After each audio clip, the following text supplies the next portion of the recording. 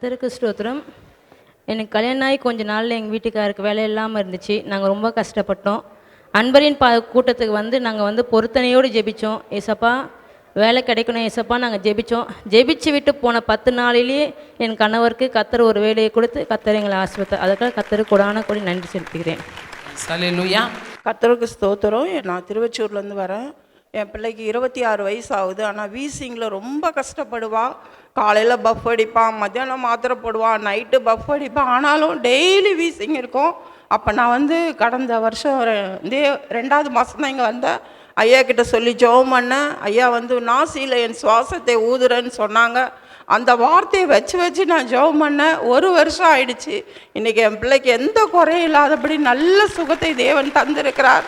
அது மட்டும் இல்லாமல் கடந்த மாதத்தில் கூட என் பிள்ளைக்கு கொஞ்சம் உடம்பு சரியில்லை. நான் ஹாஸ்பிட்டலில் அட்மிட் பண்ணிட்டு இங்கே வந்தேன். நான் அழுதேன். ஆனால் போன மாதம் பிரசங்கமே பிள்ளைங்களுக்காக தான்.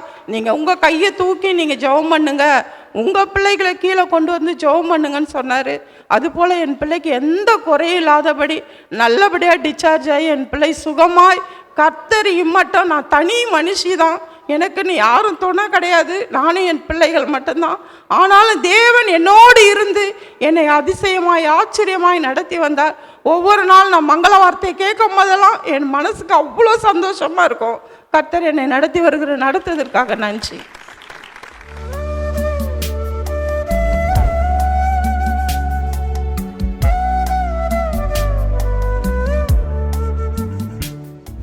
கிறிஸ்துவுக்குள் மிகவும் பிரியமான எனதருமை சகோதர சகோதரிகளே, நம்மை சிருஷ்டித்தவரும் நம்மை உண்டாக்கினவரும் நம்மை ஒருபோதும் மறந்து போகாதவருமாகிய இயேசு கிறிஸ்துவின் இணையற்ற நாமத்தினாலே உங்கள் எல்லாரையும் வாழ்த்தி ஆசீர்வதிக்கிறேன். அல்லேலூயா. இந்த நாளிலும் ஆண்டவருடைய பாதப்படியிலே அமர்ந்து என் பிள்ளைகளோடு கூட நீர் என்ன வார்த்தை சொல்ல விரும்புகிறீர், என்ன வார்த்தை சொல்லி என் பிள்ளைகளை ஆசீர்வதிக்க பரலோகம் இன்றைக்கு சுத்தம் வைத்திருக்கிறது. தேவ சமூகத்தில் ஜெபத்தில் காத்திருந்த பொழுது இந்த நாள் ஆசீர்வாதத்திற்காக நமக்கு ஆண்டவர் கொடுத்த மங்கள வார்த்தை யோசுவா தீர்க்கதரிசியின் புஸ்தகம் 3ஆம் அதிகாரம் 5வது வசனம்.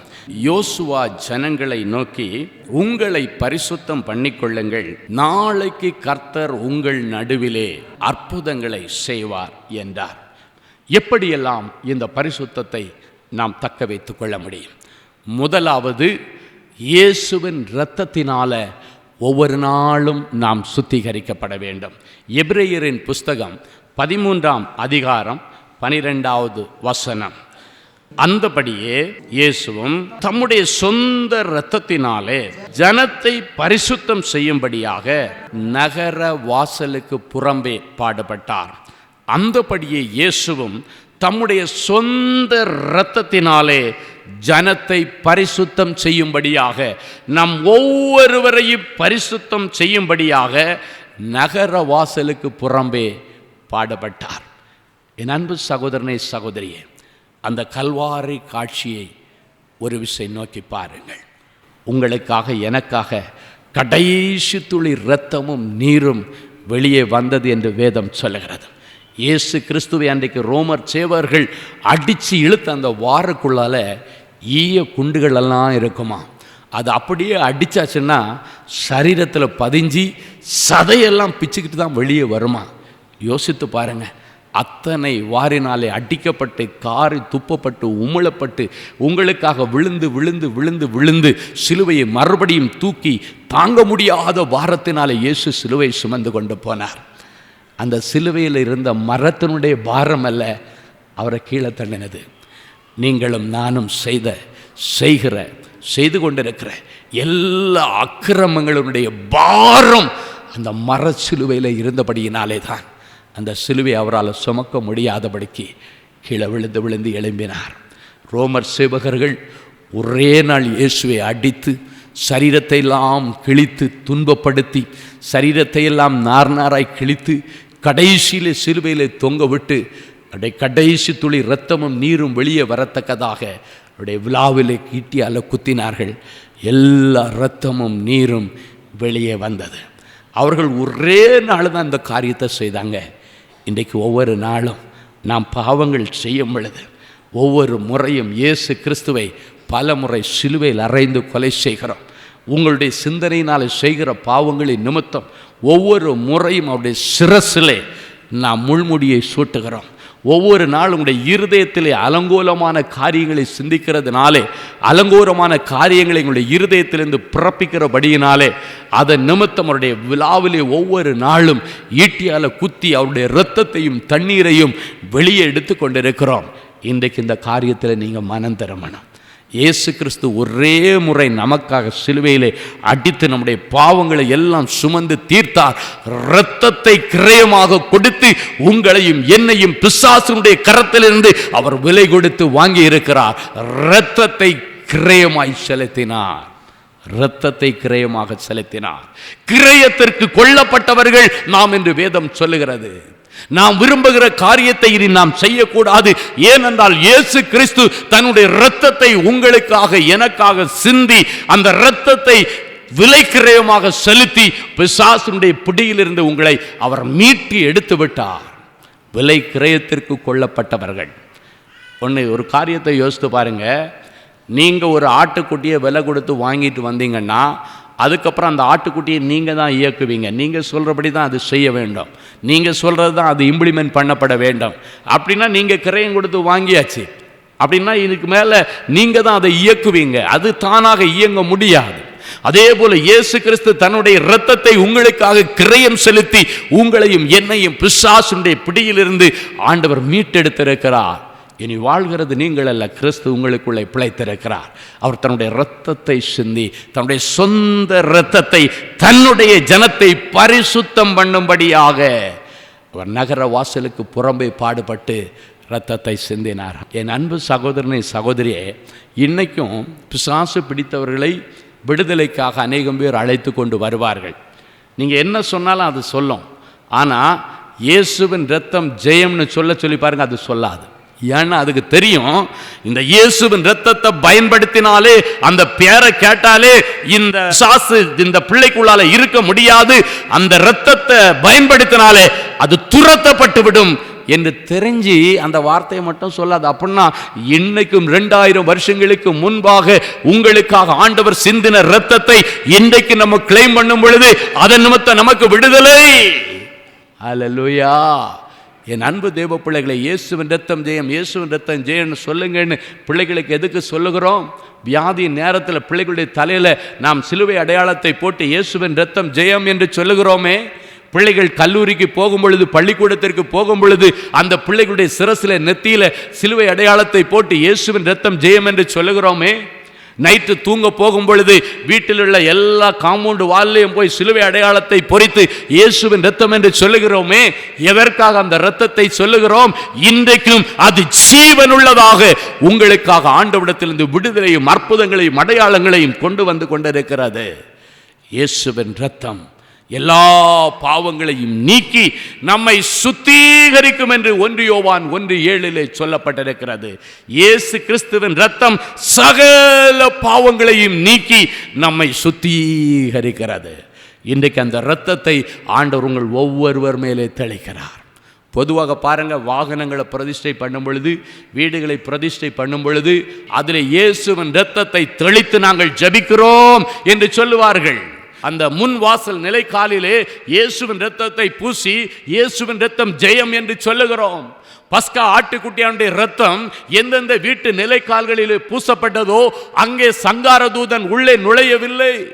அந்த இயேசுவின் இரத்தம் பூசப்பட்ட அந்த பஸ்கா ஆட்டுக்குட்டியானுடைய இரத்தம் பூசப்பட்ட வாசல் உள்ள வீடுகளுக்குள்ளால் அது திரும்பி உள்ள போகவே இல்லை. அந்த வழிய சங்கார தூதன், மரண தூதன், வியாதியின் தூதன், கொலையின் தூதன் போனது உண்மை. ஆனால் எந்த வீட்டிலெல்லாம் இயேசுவின் இரத்தம், பஸ்கா ஆட்டுக்குட்டியின் இரத்தம் பூசப்பட்டிருந்ததோ அதை பார்த்துட்டு அது திரும்பி போனது. எங்கெல்லாம் அந்த இரத்தம் பூசப்படவில்லையோ அங்கெல்லாம் சங்காரங்கள் உண்டானது என்று வேதத்திலே நாம் பார்க்கிறோம். நம்முடைய குடும்பம் சங்கரிக்கப்படுவதற்குள்ள குடும்பம் அல்ல. இனி நீ சங்காரம் பண்ணப்படுவதில்லை என்பதற்காக இயேசு கிறிஸ்து தன்னை தானே சங்கரிக்கும்படி சிலுவையிலே விட்டு கொடுத்தார், ஒப்பு கொடுத்தார்.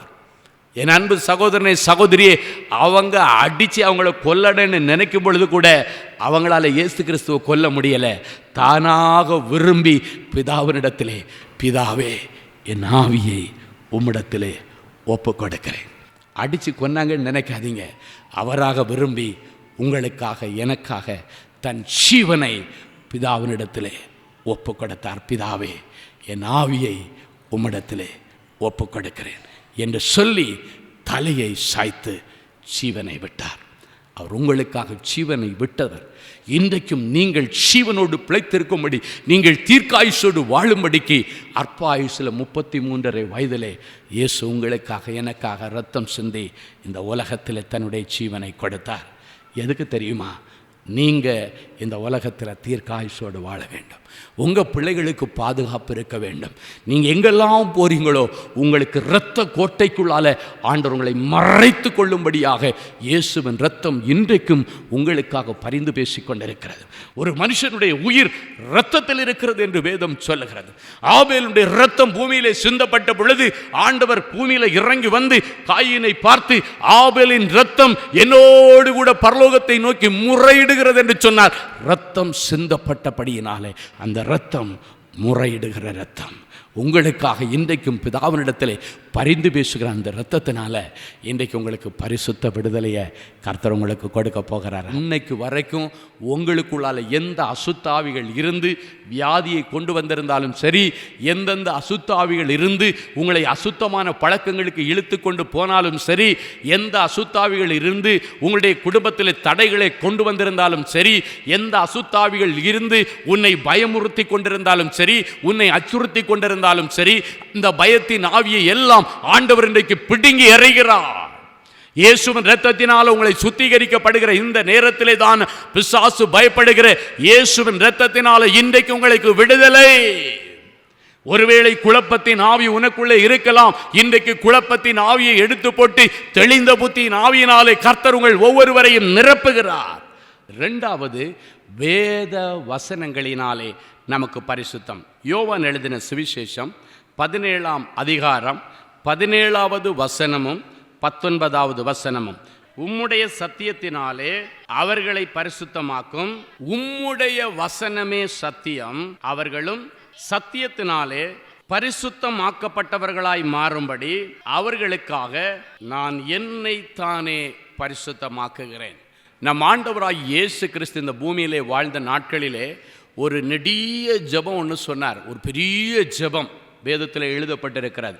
அதில் ஒரு பகுதி என்ன சொல்லுகிறது என்று சொன்னால், ஆண்டவராய் இயேசு கிறிஸ்து பிதாவினிடத்தில் ஜெபிக்கும் பொழுது சொல்லுகிறார், உம்முடைய சத்திய வசனங்களினாலே என் ஜனங்களை நீர் பரிசுத்தமாக்கும், உம்முடைய வசனமே அந்த சத்தியமாய் இருக்கிறபடியினாலே ஸ்தோத்திரம், அவர்களும் அந்த சத்திய வசனத்தினாலே பரிசுத்தமாக்கப்பட்டவர்களாகும்படி அவர்களுக்காக என்னை நானே பரிசுத்தமாக்குகிறேன்.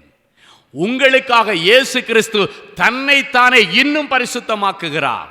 அவர் பாவமே இல்லாத தேவன். ஆனாலும் சொல்லுகிறார், என் ஜனங்களுக்காக என்னை நானே பரிசுத்தமாக்குகிறேன். எல்லாவற்றிலும் ஆண்டவர் நமக்கு ஒரு முன்மாதிரியாக இருந்து போயிருக்கிறார், இன்க்ளூடிங் பரிசுத்தம். இந்த பரிசுத்தத்திலும் ஆண்டவர் நமக்கு முன்மாதிரியாக இருக்கிறார். ஜெபத்தில் பரிசுத்தத்தை அவர் சொல்லுகிறார். என் அன்பு சகோதரனே, சகோதரியே, இன்றைக்கு எத்தனை பேர்கள் ஜெபிக்கும் பொழுது ஆண்டவரே உம்முடைய பரிசுத்தத்தை எனக்கு தாரும் என்று கேட்கிறவர்கள் எத்தனை பேர்? ஆண்டவரே உம்முடைய பரிசுத்தத்தை எனக்கு தாரும் என்று எத்தனை பேர் கேட்குறீங்க? ஆனால் இயேசு கிறிஸ்து அந்த ஜெபத்தில் சொல்லுகிறார், இவர்களை பரிசுத்தமாக்கும், இவர்களுக்காக நான் என் பிள்ளைகள் பரிசுத்தமாவதற்காக என்னை நானே பரிசுத்தமாக்குகிறேன். இன்னைக்கு ஆண்டவர் உங்களை பார்த்து சொல்லுகிறார், பரிசுத்தம் உள்ளவன் இன்னும் பரிசுத்தமாகட்டும். இதோ நீதி செய்கிறவன் இன்னும் நீதி செய்யட்டும். இதோ நான் சீக்கிரத்திலே வருகிறேன், அவனவன் செய்கைக்கு தக்க பலன் என்னோடு கூட வருகிறது. என் அன்பு சகோதரனே, சகோதரியே, இன்னைக்கு ஆண்டவர் சொல்லுகிறார், அவருடைய சத்திய வசனங்களை நீங்கள் தியானிக்க தியானிக்க நீங்கள் பரிசுத்தமாக்கப்படுவீர்கள்.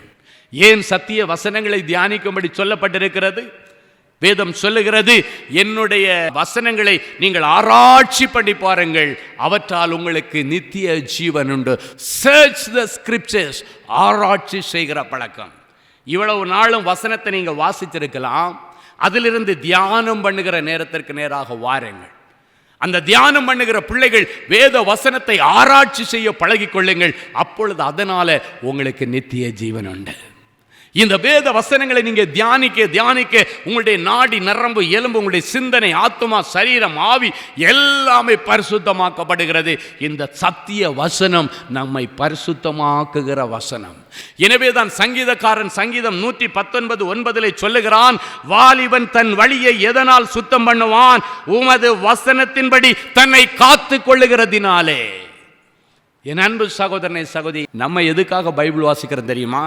அந்த வசனங்களை வாழ்க்கையாக்குவதற்கு. இதிலே சொல்லப்பட்டவைகளின்படி எல்லாம் நீ செய்ய கவனமாயிருக்கும் பொழுது இதோ கீழே சொல்லப்பட்ட எல்லா ஆசீர்வாதம் உங்களுக்கு உண்டு என்று ஆண்டவர் எழுதியிருக்கிறார். இந்த வார்த்தைகளை வாசிக்கிறதோடு மாத்திரமல்லாமல், இதை தியானிக்கிறதோடு மாத்திரமல்லாமல், இதிலே செய்து எழுதப்பட்டிருக்கிறவைகளின் படியே உங்கள் வாழ்க்கையை நீங்கள் மாற்ற வேண்டும் என்று ஆண்டவர் சொல்லுகிறார். ஆண்டவர் பெரிய பொறுப்பை யோசுவாவிடத்தில் கொடுக்கும் பொழுது சொல்லுகிறார், இரவும் பகலும் இந்த வசன தியானமாயிரு, அப்பொழுது நீ புத்திமானாய் நடந்து கொள்ளுவாய், நீ செய்கிற காரியம் உனக்கு வாய்க்கும். பெரிய பொறுப்பை கொடுக்கும் பொழுது ஆண்டவர் இந்த வேதத்தை குறித்து அவனிடத்தில் சொல்லுகிறார், இரவும் பகலும் இதை தியானித்துக் கொண்டே இரு, அப்பொழுது நீ புத்திமானாய் மாறுகிறது மாத்திரமல்ல, நீ செய்வதெல்லாம் வாய்க்கும். இன்றைக்கு ஆண்டவர் உங்களை பார்த்து சொல்ல, நீங்கள் எல்லாம் செய்கிறதெல்லாம் வாய்க்கணும்னா இரவும் பகலும் அவருடைய வசனத்தின் மேலே நீங்கள் தியானமாயிருக்கிற மனுஷன் பாக்கியவான். அவன் நீர்க்காலங்களில் ஓரங்களிலே நடப்பட்டு தன் காலத்திலே தன் கனியை தந்து தன்னுடைய இலையுதிராதிருக்கிற மரத்தை போல அவன் இருப்பானாம். இன்றைக்கு ஆண்டவர் உங்களை பார்த்து சொல்கிறாரு, இவ்வளவு நாளும் பைபிளை நீங்கள் ஏதோ கடமைக்காக படிச்சிருக்கலாம், பைபிள் வாசிக்கலைன்னா அம்மா திட்டுவாங்க அப்பா திட்டுவாங்க, அப்படி அல்ல. உங்களுக்காக நீங்கள் வேதாகமத்தை கையில் எடுங்கள். எங்கே போனாலும் வேதாகமத்தை சுமந்து கொண்டு போங்க. வேதாகமத்தை சுமக்கிறதுக்கு ஒரு நாள் நீங்கள் அச்சப்படக்கூடாது. வேதாகமத்தை இந்த இள வயதில் நீங்கள் சுமந்தீங்கன்னா முதிர் வயதில் இந்த வேதாகமம் உங்களை சுமக்கும் என்று பக்தன் சொல்லுகிறான். ஆமாம், பள்ளிக்கூடத்தில் படிக்கிற பிள்ளைங்க, நீங்கள் ஸ்கூலுக்கு போகும் பொழுது எப்பொழுதும் உங்களுடைய ஸ்கூல் பேக்குக்குள்ளால் வேதாகமத்தை தூக்கி வச்சிங்க, அதை சுமங்க. அதனால் உங்களுக்கு நித்திய ஜீவன் மாத்திரமல்ல, அதன் நிமித்தம் முதிர் வயதில் இந்த வேத வசனங்கள் உன்னை தாங்கும். உன் படிப்பில் அது உன்னை தாங்கும். உன்னுடைய வீக் சப்ஜெக்ட்ல அது உனக்கு ஸ்ட்ரெங்தன் கொடுக்கும். இந்த வசனங்களை நீங்க தியானிக்கும் பொழுது, நீ தூங்கும் போது இந்த வசனங்கள் உன்னை பாதுகாக்குமாம். நீ விழிக்கும் பொழுது இந்த வசனங்கள் உன்னோடு கூட சம்பாஷிக்கும் என்று ஆண்டவர் சொல்லுகிறார். நீ தூங்கும் போது அது உன்னை பாதுகாக்கும். நீ தூங்கும் போது இரவின் பயங்கரங்களும் இருளிலே உள்ள கொள்ளை நோய்களும் உன்னை அமுக்காதபடி, உன்னை அழிக்காதபடி இந்த வசனங்கள் உன்னை பாதுகாக்குமாம். ஆண்டவர் வேதத்தில் சொல்லி வச்சிருக்கிறார். எதுக்காக நைட்டு நம்ம வசனங்களை வாசித்து ஜெபம் பண்ணுறது தெரியுமா? நீ தூங்கும் பொழுது இந்த வசனங்கள் உனக்கு விரோதமாக எந்த கொள்ளை நோயும் வராதபடிக்கு, இரவன் பயங்கரங்கள் வராதபடிக்கு உன்னை பாதுகாக்கும்படி நீ காலையில் எழும்பும் பொழுது நீ ராத்திரி தியானித்த வசனங்கள் உன்னோடி கூட பேசுமாம், சம்பாஷிக்கும் என்று வேதம் சொல்லுகிறது. ஹல்லேலூயா. அன்பான எங்கள் நல்ல ஆண்டவரே, உங்களுக்கு நன்றி செலுத்துகிறேன்ப்பா. இன்றைக்கு எங்களை நாங்கள் பரிசுத்தம் பண்ணினா நாளைக்கு எங்களுக்கு அற்புதம் நடக்குன்னு சொன்னீங்களப்பா. எங்களுடைய அற்புதங்களும் அடையாளங்களும் அதிசயங்களும் எங்களுடைய வாழ்க்கையில் நடக்காததற்கு எங்கள் பாவங்களும் எங்களுடைய அக்கிரமங்களும் உங்களுக்கும் எங்களுக்கும் இடையே பிரிவினையாக இருந்துச்சுன்னா, ஒரு விஷயம், அவற்றை எல்லாவற்றையும் உம்முடைய பாதப்படியில் இறக்கி வைக்கிறோம். எங்கள் சிந்தனையினாலும் செயலினாலும் கடமை மீறுதலினாலும் நாங்கள் செய்த எல்லா குற்றங்களையும் குறைகளையும் பாவங்களையும் ஒரு விசை தயவு செய்து எங்களை மன்னியும். தெரியாமல் செய்த பாவங்களும் உண்டு, அறிந்தே செய்த பாவங்களும் உண்டு. எதுவாக இருந்தாலும் இன்றைக்கு என் பிள்ளைகளை நீர் மன்னித்து, உம்முடைய இரத்தத்தினால என் பிள்ளைகளை இன்றைக்கு நீர் சுத்திகரித்து, உம்முடைய வேத வசனத்தினால என் பிள்ளைகளை சுத்திகரித்து, என் பிள்ளைகளுடைய ஜெபத்தை கேட்டு அதன் நிமித்தம் என் பிள்ளைகளை சுத்திகரித்து, இவர்கள் எதிர்பார்த்திருக்கிற அற்புத அடையாளங்களை இன்றைக்கே என் பிள்ளைகளுக்கு செய்வீராக. குடும்பத்தில் தடைப்பட்டிருக்கிற எல்லா நல்ல காரியங்கள் உடனடியாக நடக்கட்டும். இவர்களுக்கு விரோதமாய் எழும்பி நிற்கிற எல்லா கோலியாத்துக்கள் அழிக்கப்படுவார்களாக. இவர்கள் முன்னேற்றத்திற்கு சவாலாய் நிற்கிற எல்லா யோர்தான்கள் பின்னிட்டு போவதாக. இயேசுவின் நாமத்தினாலே இன்றைக்கு என் பிள்ளைகளுக்கு விடுதலை உண்டானதற்காய் ஸ்தோத்திரம். பாவ கட்டுகளிலிருந்து விடுதலை, சாப கட்டுகளிலிருந்து விடுதலை, எல்லா அசுத்த கட்டுகளிலிருந்து விடுதலை, பில்லிசூனிய கட்டுகளிலிருந்து விடுதலை, அசுத்த ஆவிகளின் கட்டுகளிலிருந்து விடுதலை என் பிள்ளைகளுக்கு உம்முடைய இரத்தத்தினாலே இன்றைக்கு கிடைப்பதாக. உம்முடைய இரத்தத்தினாலே என் பிள்ளைகளுக்கு பரிசுத்த விடுதலை இன்றைக்கு கிடைப்பதாக. ஜெபித்து ஜெபித்து வாழ்க்கையிலே முன்னேறட்டும். ஜெபித்து ஜெபித்து தடைகளை உடைக்கட்டும். ஜெபித்து ஜெபித்து என் பிள்ளைகள் சுகம் பெறுவார்களாக. என்னை ஜெபிக்க ஆரம்பிக்கும் பொழுதே அற்புதங்கள் நடக்கட்டும், கட்டுகள் உடைக்கப்படட்டும், வியாதிகள் மாறட்டும். தீர்க்காயுசோடு என் பிள்ளைகளை காத்துக்கொள்ளும். இயேசுவின் மூலம் பிதாவே, ஆமேன், ஆமேன். அன்பு தேவனுடைய பிள்ளைகளே, இந்நிகழ்ச்சியின் மூலம் நீங்கள் பெற்றுக்கொண்ட ஆசீர்வாதங்களையும் உங்கள் ஜெப விண்ணப்பங்களையும் அனுப்ப வேண்டிய முகவரி: தேவனின் அன்பு ஊழியங்கள், Vinayak avenue, OMR road, Okkiyam, Thoraipakkam, Chennai 600097. மேலும் 24 மணி நேர ஜெப உதவிக்கு 04424547999 மற்றும் 9941150999 என்ற எண்களுக்கு தொடர்பு கொள்ளுங்கள்.